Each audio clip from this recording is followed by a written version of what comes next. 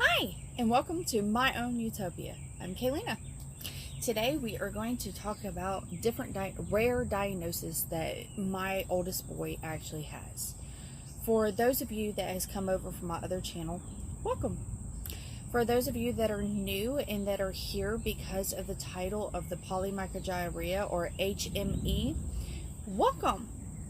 I do not know much. I'll go ahead and put that disclaimer out there. The only thing I do know is the experiences that my son, me, my husband, and my family has experienced while going through the 7 years that my son has been going through everything.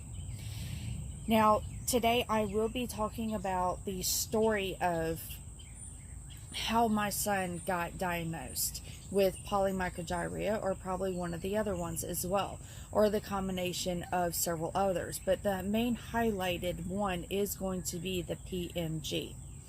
Now, I have 3 sons. My oldest one is 7. He's the one that's diagnosed with it.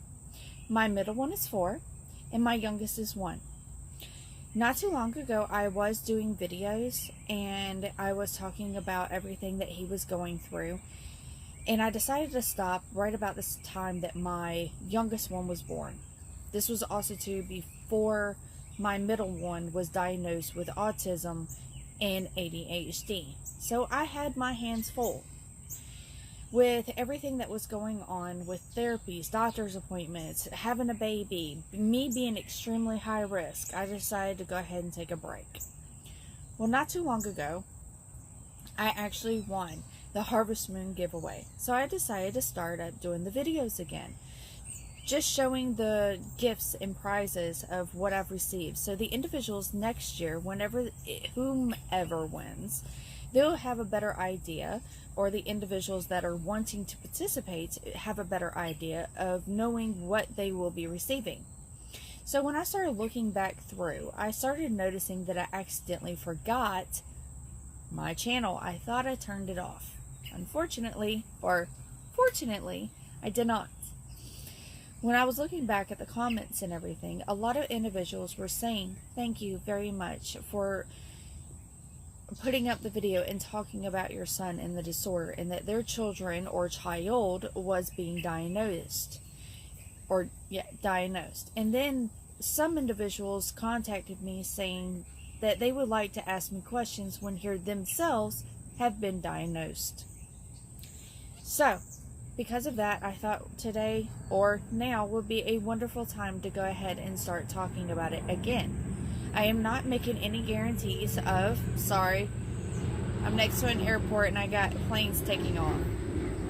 I am not making a guarantee that I will be starting the blog, but I will go ahead and try to start talking about everything else again to try to help the individuals that are in the rare conditions.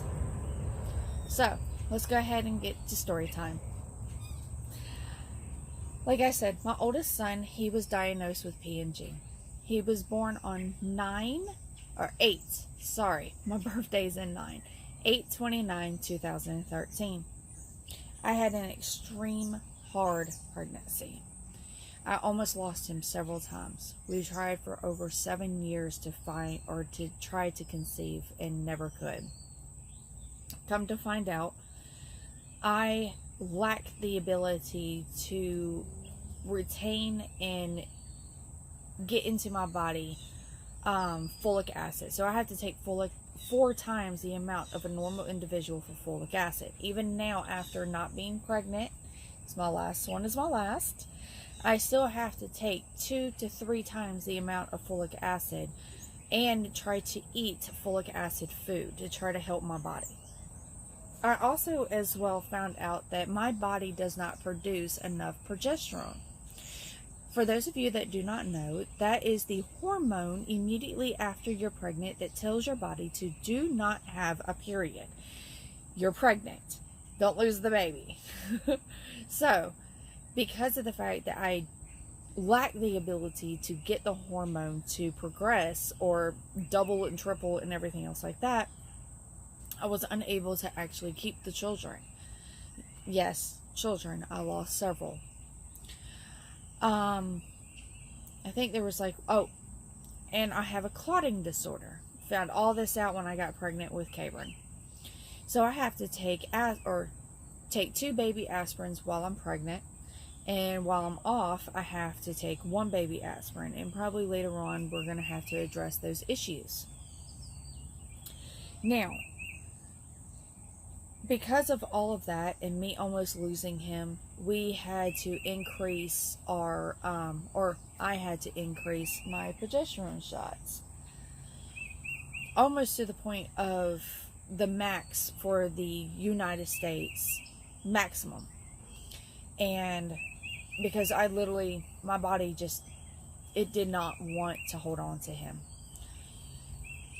When he was born, or close to when he was born, his ventricles, the little things on the top of his head, or inside of his brain, that brings the fluid to his brain, filters, and then takes it back out and down into your spinal cord, was dilating way too big and would not go down enough. And it stayed that way. So that was a main concern as well. They even did an MRI. So they're trying to figure out what's going on with him and everything else like that. The day he was born, I had a C-section. He was so far down into my pelvis, she could not pull him out. She had to use the suction on top of his head and pull him out. And she almost talked about cutting me down even further just to try to pull him out. He was so far and stuck into my pelvis. The day he was born was just fabulous. He was our very first baby. Like I said, we tried for over 7 years. We thought he was 100% normal. He was our perfect bundle of joy. Well, fast forward to 2 weeks, 9/11 on the dot. I was extremely sleep deprived. Extremely. He was a very crying, very clingy baby. Extremely. And I did not know at the time I was actually going through postpartum. So I had the postpartum, I had the sleepless nights, and being a first-time mom, I did not know what was normal or what was not normal. So I took him to the doctor for his 2-week checkup. Everything was fine. He just basically wrote it off as the fact of, you're a new-time mom, and everything will just come to you in time. You just need to get some rest. So I take him home, and I was going to go ahead and breastfeed him. Oh yeah, was first time breastfeeding as well, exclusive breastfeeding. So I had all of that on top of it. So I was like, okay, I'll fill him up. I'll fill up his little tummy wummies, and I will just pass him off to his nana or his daddy, and I will try to get some sleep. Well, in the midst of it, he started taking his little arms, and he brought his arms and his legs in. Sorry, my boys are asleep, so I'm trying to make sure they're okay. He brings his little arms in, and he just shakes, and then just relaxes. And a story in a story, my mom used to have severe seizures to the point where I had to be taught how to take care of her through a seizure, or how to detect whenever she was going to end up having one. So I looked at him, I was like, okay, please don't tell me my little baby boy is having seizures. So he kept his little eyes closed. He was like completely limp, and then I say about 30 seconds later, his little eyes opened and he started crying. I was like, okay, what the chickens is going on? I was like, okay, I'm probably sleep deprived, not quite sure, I'm clicking here. So I put him back on, and I'm like, okay, and he starts going to sleep. I'm like, oh, thank goodness. I'm going to be able to get some sleep. And he does it again. Oh, God. So I'm like, I know I'm not hallucinating. I tell my husband that I really believe that he might be having seizures. I'm not quite sure. So we call his doctor. We tell his doctor, and he was like, okay, bring him on in. So we packed him right back up again. We head on out there, and we sat out there for a good minute, and he was like, look, it's Murphy's Law. No matter how long you wait, he is not going to have a seizure or an attack or whatever he had. It's going to happen immediately by the time you walk out of here.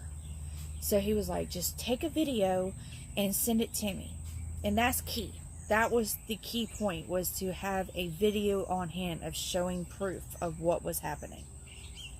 We get into the van, or at the time, car. We have a van now. And he has one. Oh, God. Let's just take him home and just go ahead and see if I can get him on video, because I could not get him on video. He didn't have one. Got back home. He was very cry, whiny, clingy. So I was thinking he was hungry again.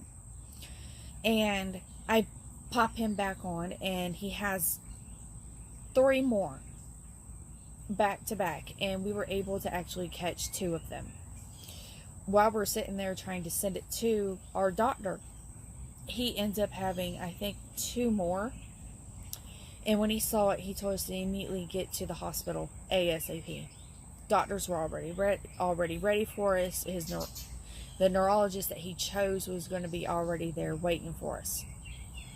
So we get there, and they start running tests. We show the videos and everything else like that, and come to find out he had a brain bleed right underneath where they had the suction to pull him out. I was like, okay, just a brain bleed. Okay, is everything okay? Are we going to be, just like thousands and thousands of questions was going through my head, and me being sleep deprived and everything else like that. And I was like, I don't know what's going on.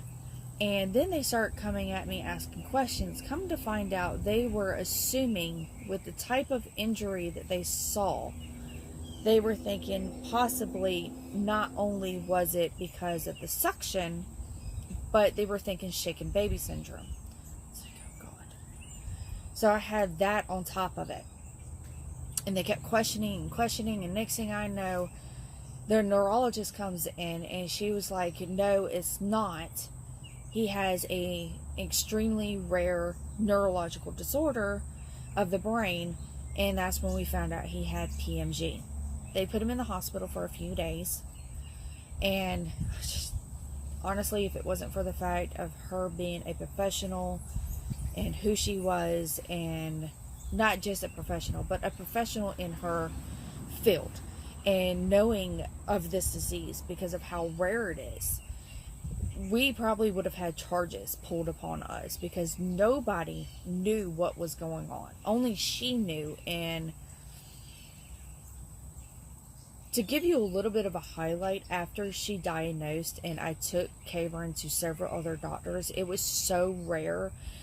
I ended up informing and teaching a lot of doctors and a lot of nurses and individuals about what it was. So that's extremely how rare it was. So we were extremely fortunate and grateful for the fact that she had the knowledge to be able to actually pinpoint and figure it out. So they put him in the hospital, they put him on the medication, they tried to make sure that the seizures were no longer occurring and the medication was working.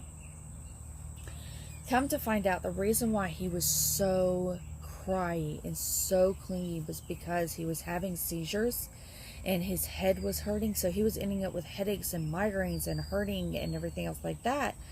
So that's why he was doing all that, and he was unable to actually get the proper amount of sleep. When we brought him home and we had everything taken care, or the medication in him and everything taken care of, I actually got the right amount of sleep, and I started getting back on. I started becoming more of myself, basically. Come to find out. Okay, so PMG, or Polymicrogyria, literally translates into too many small folds in the brain. I will put up a photo right here.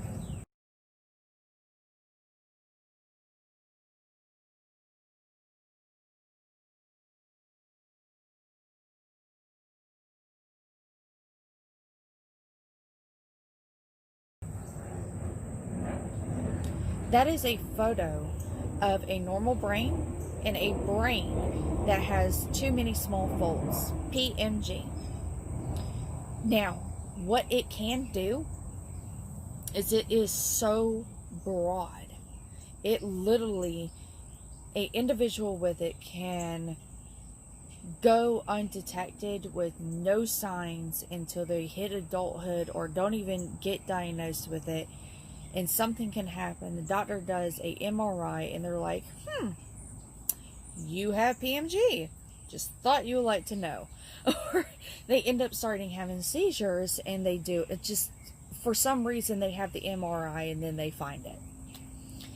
In other cases, they can actually end up being a vegetable on a feeding tube and don't even know who they are, what they are, or who is around them.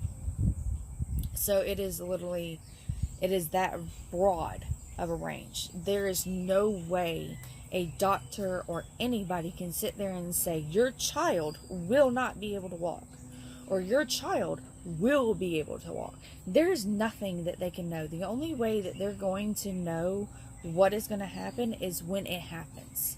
That's it. The only thing they can sit there and say is, okay, it's on this part of the brain. It might affect these parts of the brain, but we're not quite sure how it's going to affect it. So, saying that with me, come to find out, Cabron has all these other diagnoses. I will put them all up over here. That's why I'm up to the side. And it's on his left side of his brain. He also has HME. That is where one side of the brain is bigger than the other side. So, and it's on the exact same side of his, where his PMG is at. If you split him in half, one side of him, his right side, is like an individual that has had a stroke. Or,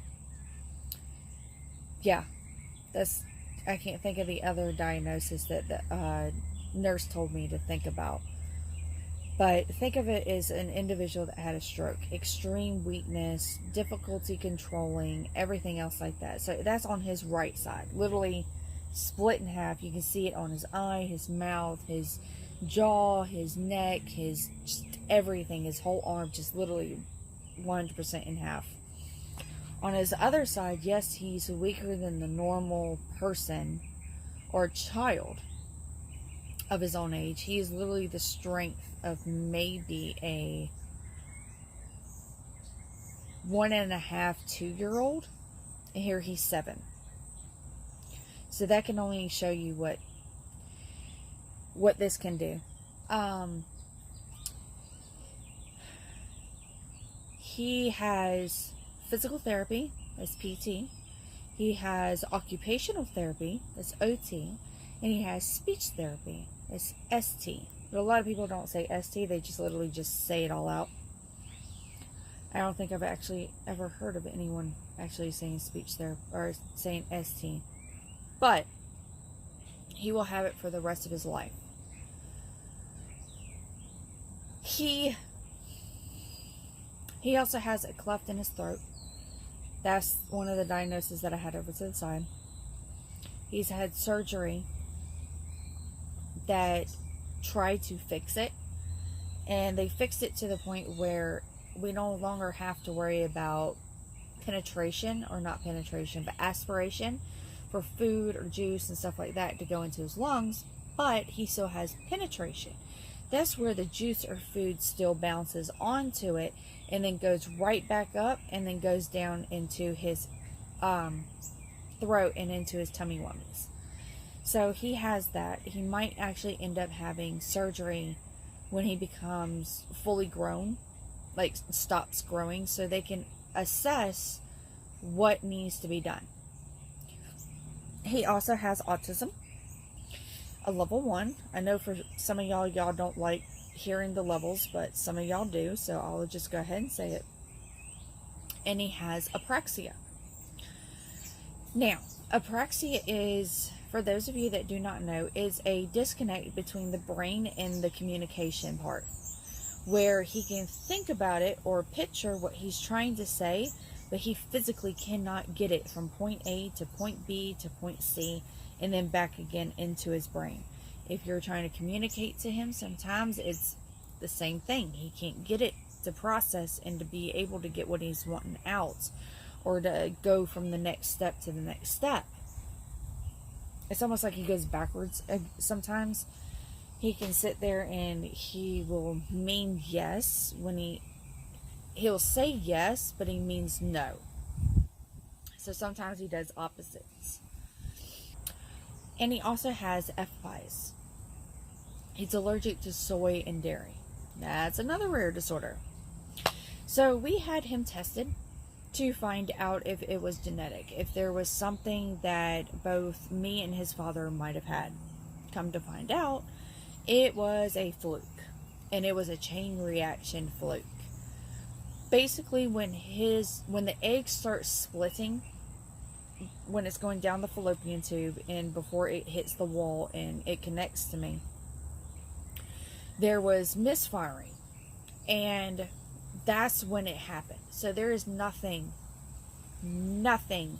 I could have done or known or could have fixed, or it was basically, it's not my fault at all.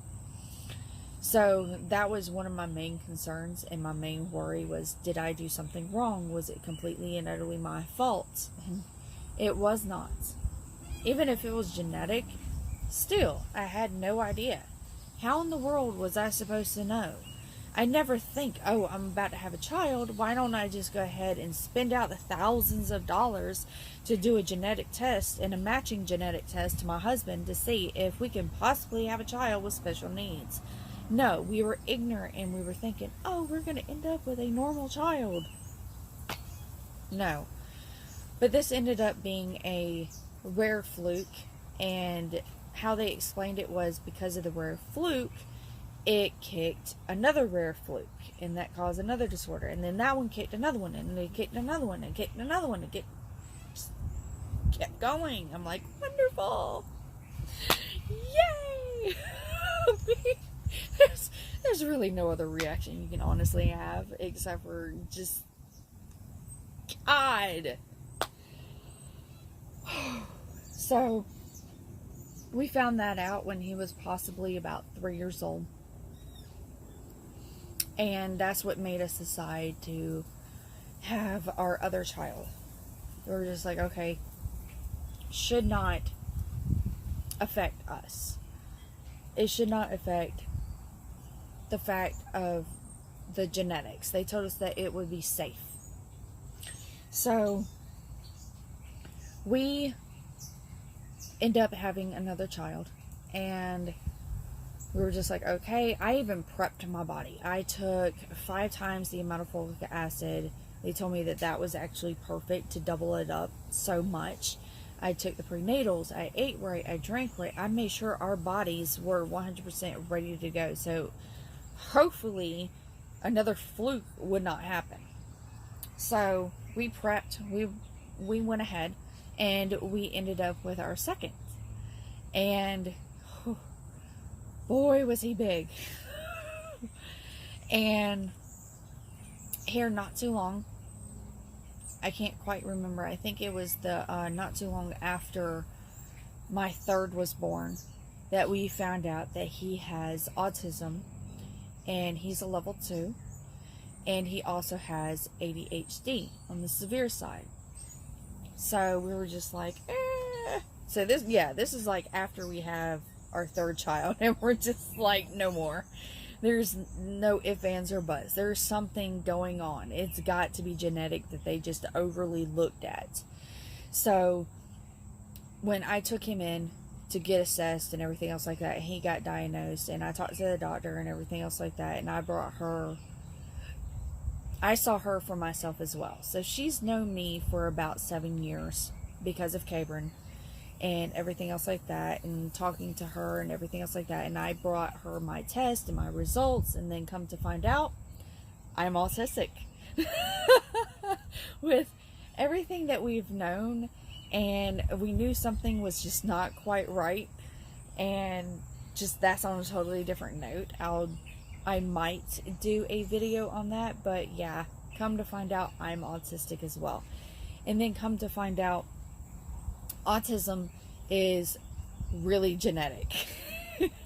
And so is ADHD. And ADHD falls on my husband's side because he's ADHD and he's bipolar as well. And then here on my side of the family, ADHD is extremely dominant on my side of the family as well. So I'm just like, wonderful. And so is and then here not too long ago, another one of my family members got diagnosed with autism as well. So it makes me know for a fact that we are not having another one. There's no point, because the risk goes up even higher with my age and everything else like that. So other than that, that's the story of him and a little bit of the update of how he got diagnosed. He has come a long ways. I can't tell you how old he was when he first started walking. I can't tell you the first time he was able to finally crawl or scooch or anything else like that. But what I can say is, a mom with special needs is you end up learning a lot of patience. You actually end up learning not only just a mom with special needs, but you also a father or a guardian, or you learn patience, a lot more patience than you would with a normal child. And I know a lot of individuals don't like the word normal, but you learn to have a lot of patience. And I learned to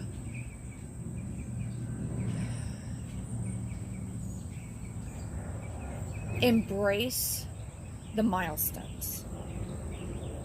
I look forward to the milestones, to the fact of him walking and talking and getting into things, and things that I was never sure he was going to be able to ever be able to do. But he's meeting a lot of them.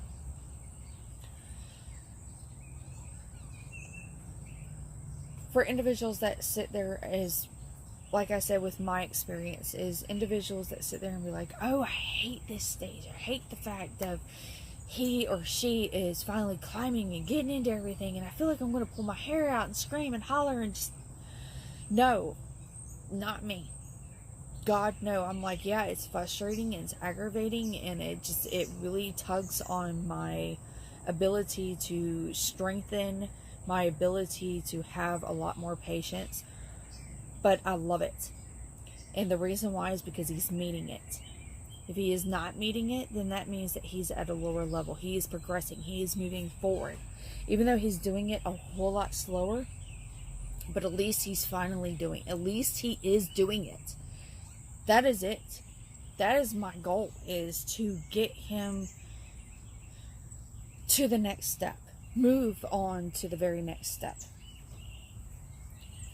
So, for those of you that are coming to me, or coming to my channel, because your child, newborn, 3, 2, whatever it is, 5, 7, 8, is newly developed and you're scared out of your bloody little wits, honey, I feel you, and I am so sorry.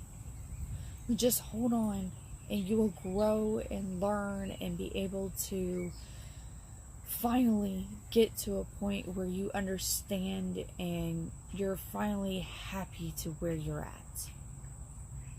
Not a simplicity, but more comfortability.